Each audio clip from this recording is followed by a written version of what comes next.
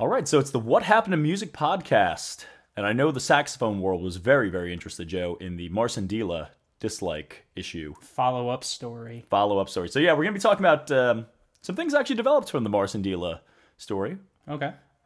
So we're looking, it's really, really, really difficult to figure out whether dislikes end up hurting your YouTube search rating. Yeah, I believe both of us were looking at length to try to find anything definitive on whatever the current YouTube formula is for that, and nothing. They are very secretive with their algorithms, which makes sense because obviously if they said, oh, okay, well, it's this amount of likes to dislikes to this and that, people would then game the system and buy dislikes. Yeah, so that makes sense.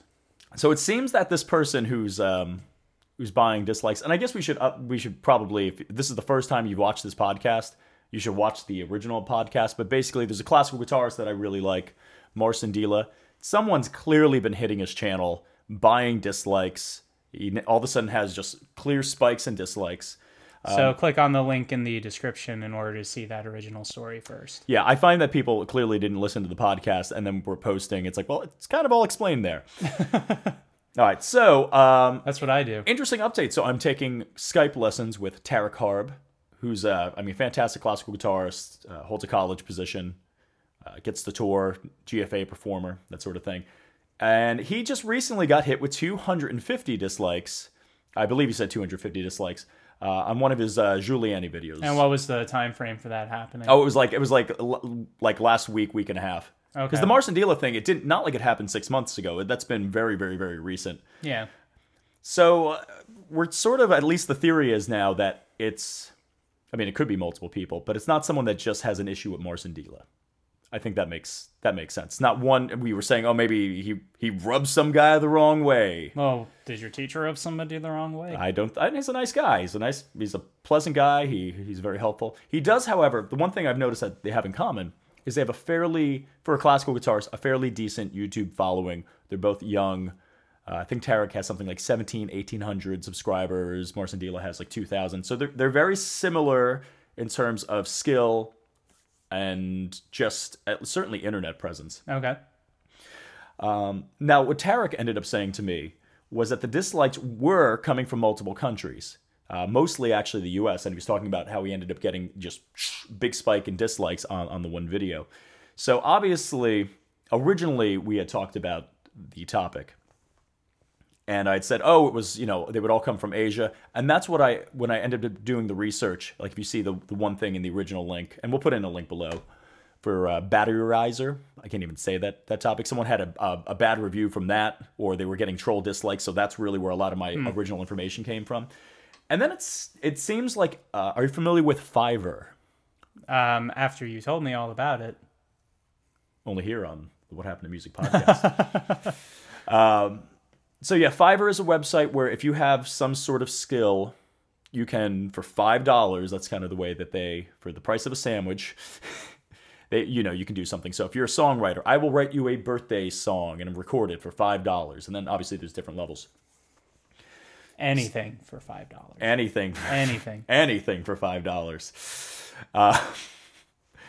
So websites like Fiverr apparently have people where you can buy dislikes and likes and subscribers because, I'm going to make 50 dummy YouTube accounts and I'm going to dislike the video. And all of a sudden it's a way for people to make $5.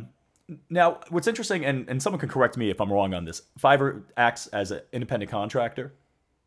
Okay. So it's all just independent people. And if you remember hearing in October 2015, Amazon ended up suing, I don't believe they sued Fiverr. I believe they sued people on Fiverr for fake reviews.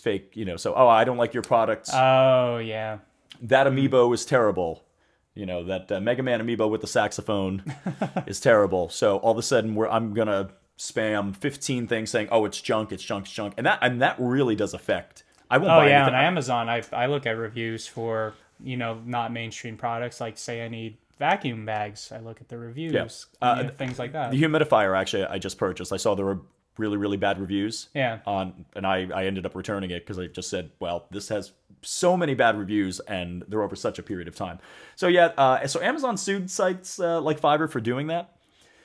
So yeah, basically, long story short, some guy's just wasting his money because it's not really affecting the the SEO, the search engine optimization. And I don't know, what are your thoughts? Really, like we said, there was nothing definitive about the actual formula about likes and dislikes on YouTube. But Yes. the most definitive thing I did read was that, like Amazon, people will look at that and be influenced emotionally by it. So if your video has a lot of dislikes, they'll be like, oh, this must not be a very good video, especially if they're not well versed in whatever the video is about. The only disappointing thing, and I believe Hannah Murphy commented on this, and it kind of makes sense. If you have like a younger person who kind of doesn't really know much about classical guitar, they're going to kind of see the likes and dislikes and go, oh, this must not be good. Because I mean, it's hard to tell the difference between good and bad. And it is sad because one of the things, even when I was teaching, I would pull up a quick classical guitar video for someone, and the kids are like really fascinated by, wow, this only has 1 dislike, or wow, this has 0 dislikes, or and kids, I mean, if you're under 12, that's like extremely important. Children are the future. Children are the future, just like trains. Running joke. But that is really important to kids. So it's sad if this guy is a classical guitarist. It's a little upsetting because he's just hurting classical guitar in general. Marcin Dylla is not losing gigs from this. GFA isn't calling him up and saying, hey, we're not going to have you on next year because 250 dislikes. We just saw you have 250 dislikes. So you're dislike. I mean, he's not losing any gigs over this. He's not losing any sleep over this. Marcin Dylla became a really good guitarist because he doesn't troll internet videos. So I don't know if this guy's a classical guitarist. I assume he is. Maybe he's a failed rock guitarist. I don't know. But if he has... Maybe he plays the one and only real form of music, which is rock blues. Rock blues. Feel free to dislike... Please feel free to take that out of context and... No, just dislike this video right now. No, so... Yeah, at the end of the day, it hurts classical guitar. I don't know if this guy's a classical guitarist. I don't know what this guy's issue is. It makes no sense. And do you have any closing thoughts? Nothing I haven't already said.